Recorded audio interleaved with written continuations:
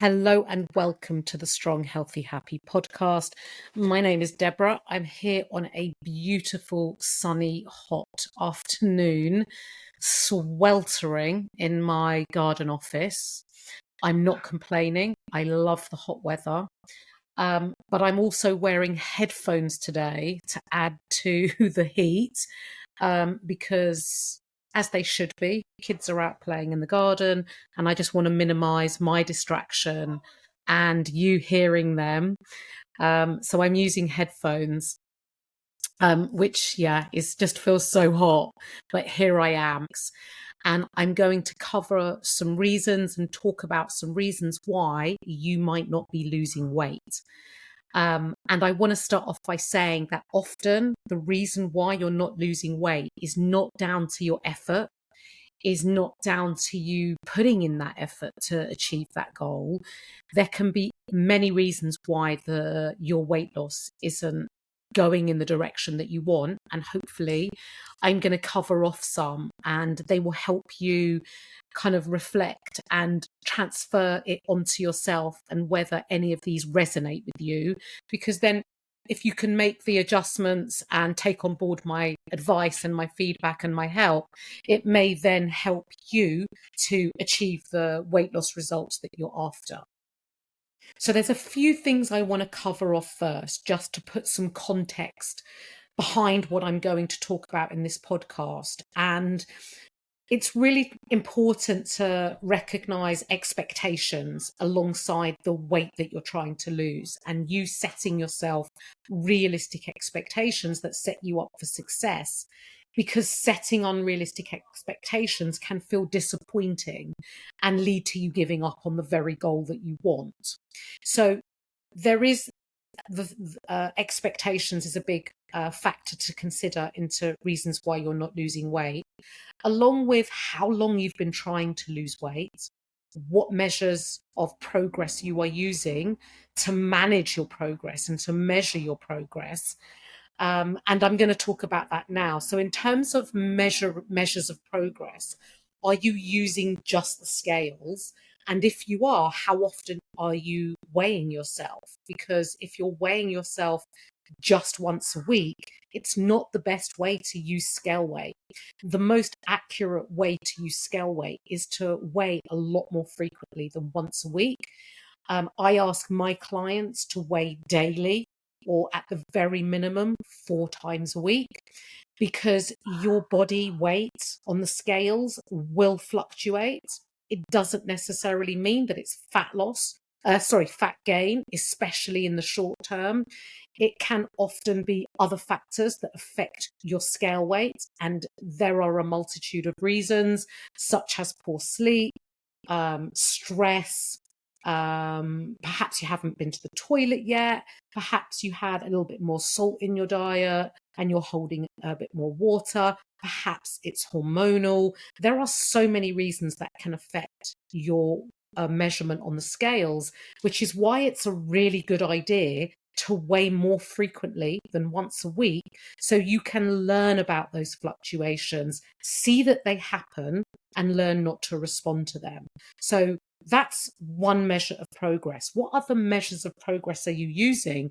Because in the short term, you may not see much progress on the scales, but it doesn't necessarily mean that you're not losing body fat, because that's the goal. You're not looking to lose weight as a whole, you're looking to lose body fat. And your body weight is made up of organs, muscle, water, as well as body fat. And you're looking, I'm presuming, to lose body fat. So the other ways to measure body fat loss is by using progress photos. And taking them monthly will give you a very good idea of visual representation of how you're looking and the body fat that you potentially are losing. Alongside using photos, you can use measurements using a measuring tape and measure. I recommend chest, waist, and hips, so that you can get that waist to hip circumference and focus on, reducing your measurements via being in a calorie deficit on a diet. So there's 3 measures of progress that you can use. Alongside that, you can use progress measures such as how you feel, how your clothes are fitting, your fitness, your strength, your health, your physicality compared to perhaps how you felt previously, your energy, your mood, your happiness. So there are many measures of progress, and the scales aren't just your only measures of progress. Now that I've talked about ways to measure progress, there are other reasons why you may not be seeing progress when you're looking to lose weight, i.e., body fat, regardless of which measures you're using to measure that progress. Now, to lose body fat, you need to be in what's called a calorie deficit. And a calorie deficit, in really simple terms, means that you are eating less calories than your body requires. And your body requires a certain number of calories to function, for your organs to work, for you to go about your daily life. Or even if you were to lie in bed and do nothing, you would still require a certain amount of calories to do nothing. And if you add on to that your activity, your exercise, your steps, your digestion, your calorie requirement increases. And whatever, you won't know exactly what your calorie expenditure is. Even if you have an activity watch, it's not an accurate measure of your expenditure. You are better off managing your calories that you take in via food and drink and making sure that they're in a deficit. Now, to find out your deficit, it is very much trial and error. You can get online calculators and get an idea of a start point based on you, your age, your height, your weight, your start point, your activity level, and then you can make adjustments from there. And you want to be in a deficit. Now, the size of the deficit is dependent on you and your adherence, and I'm going to be talking about adherence. But first of all, I want to talk about accuracy, because accuracy from managing the amount of calories that you're consuming so that you can make sure that you are in that deficit. Now, there are different ways of managing your calories in via food and drink. You can use an app and track your calories, or you can eat more intuitively. You could follow some guidelines about keeping your diet mostly from a whole food diet, eating plenty of protein and very high fiber diet from fruit and veg. And this is where having a coach really does help, because not all my clients want to track for whatever reason. And I manage their food intake via the photos that I see and make certain suggestions and tweaks and changes to the food choices and food quantities they're eating, because it's my job as their coach, as my client's coach, to manage their food intake. But if you don't have a coach, tracking calories is a really good way to manage the amount that you're consuming. Now, with any method, there are, margins of error, and reducing error and trying to increase your accuracy as much as possible will help you manage the amount of calories that you're consuming, whether you're tracking or not. And I do want to add in other methods of managing your intake. Could be, for some people, intermittent fasting or timed feeding windows. At the end of the day, they're all different ways to dress up a calorie deficit. So how you choose to go into the calorie deficit is dependent on you as an individual and your preferences. But with any type of diet, you're basically eating less than you require and you are going into a calorie deficit. Now, with tracking accuracy is really important, because there is a margin of error with tracking, and even with the best will in the world and attention to detail, there is still a margin of error. And even with food labels, there is a margin of error. And we have to just use tracking to the very best of our ability and minimize tracking inaccuracies the best that we can, and just manage and monitor how things go.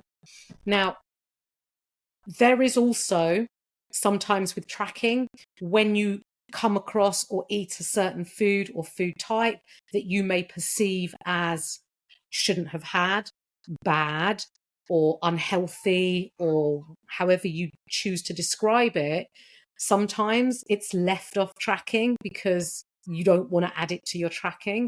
Maybe you feel a little bit of regret or shame around eating certain foods, which you shouldn't. That's another podcast episode.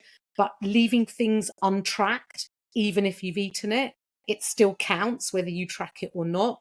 And sometimes if you don't track it and then you forget that you don't track something, even just genuinely, you forget because you're tracking retrospectively at the end of the day, as opposed to in advance to minimize those inaccuracies, then you're potentially going to eat more than you realize because you haven't accounted for everything. Also, if you're picking, nibbling, having bites out of kids' leftovers, or just eating while you're perhaps preparing foods, again, these are foods untracked and they do all add up. You might just think, oh, it's just a little bit here and a little bit there, but those little bits all do add up. So inaccuracy tracking could be one of the reasons why you're not losing weight. Now, adherence is another reason why you might not be losing weight. And when I talk about adherence, it's your ability to stick to the calorie deficit that you are in. Now, whichever method that you're using, if you can't stick to it, then you're going to be coming out of that deficit. And general reasons why people can't adhere, say if you're tracking and you've got a calorie target, if you've set yourself a far too low calorie target that perhaps you can stick to very short term, and then after a few days it becomes way too difficult because it's so low and the deficit is so big that you can't stick to it, and then you end up not being able to control yourself, and then you end up eating way more than if you'd have just had a little bit of a higher calorie target that allowed you to consume more food day to day and would enable you to manage your hunger and regulate your appetite and not lead to you caving in with high levels of hunger if you're very restrictive or on very low calories. So think about your adherence and whether you're actually adhering to the calorie target that you've set. And if it is too low, raising it can often reduce the total amount of calories that you're eating across a day, across a week. Remember, it's not one meal in isolation. You're looking at what you do consistently over time. You are an average of what you do most of the time. And if you are regularly overeating and over-consuming after over-restricting, you're probably going to be reducing the size of that calorie deficit, or perhaps not being in a calorie deficit at all if it's happening regularly. So these are things that you need to be looking at. It comes back to those expectations. And perhaps reducing the expectations at the rate that you are thinking you're going to lose weight. Often, we set ourselves a target, I'm going to lose X number of pounds a week, when in fact it's very difficult to have a set number. You are a human being. Your body weight fluctuates, like I talked about. And also the way you live your life day to day may change, may differ. Your expenditure may change, your hunger levels may change. And so not putting a number on things and instead be guided on how you feel, as well as staying focused on your actions rather than the scales. And I'm going to come on to that in a moment. The other reason why you may be not losing weight is if you do weigh yourself and it's not quite what you had hoped, or perhaps it's fluctuated up, and you haven't yet learned that fluctuations happen, and you're weighing consistently and you're doing it once a week, and you see a fluctuation on that one day that you take your scale weight, or perhaps you are weighing regularly and it fluctuates up. If it's happened overnight, it can't possibly be body fat. It's just a total body weight fluctuation. Could be holding more water, could be many things. The reason's not important. What is important is the way you react to it. Because if you react by thinking what you're doing isn't working and you throw the towel in, you quit, and then you nosedive into the biscuit tin, then that is going to set you further back from the very goal that you want. So instead of reacting, learning to respond to scale weight fluctuations will really benefit you. And the way that you respond is you carry on doing all that you've been doing to support your goal. It just needs sometimes a bit more consistency and a bit more patience, and you will eventually see the results that you want. I mentioned consistency there. And again, that's another reason why you may not be seeing movement towards your weight loss goal. If you're sometimes sticking to things and sometimes not, and sometimes you are, or you're good all week and then you let go at the weekends, it's a lack of consistency, and the deficit that you're trying to put yourself into, which is what you need to lose weight, to reduce body fat. If you're not doing it consistently over time, then it's going to make it very hard to achieve that goal. Now, I'm not saying you need to be perfect. I never ask my clients to be perfect, but I do ask them to be consistent, if imperfect. So being consistent over time, even if it's not perfect. And rather than just throwing the towel in every weekend because you've been good all week, keep that consistency over the weekend.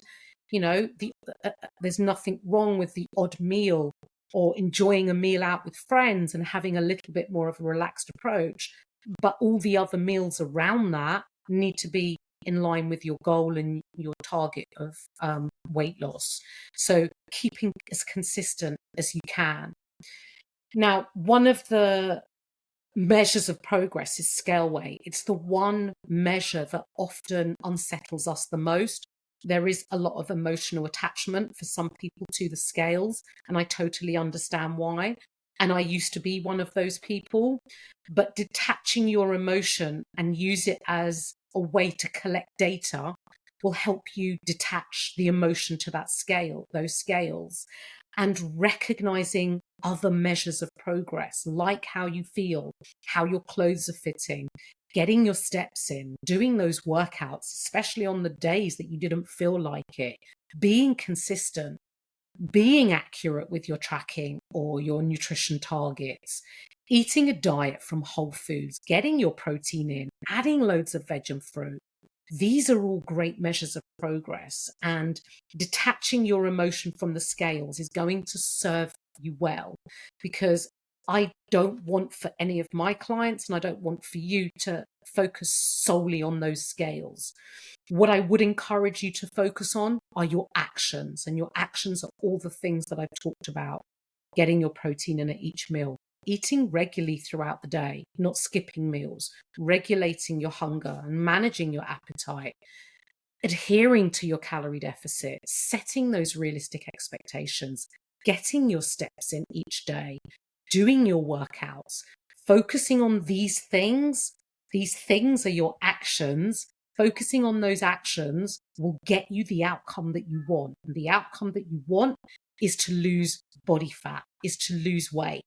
But instead of focusing on the outcome, focus on the actions, and it will serve you really well. And you will see the results that you want. They may be slower coming.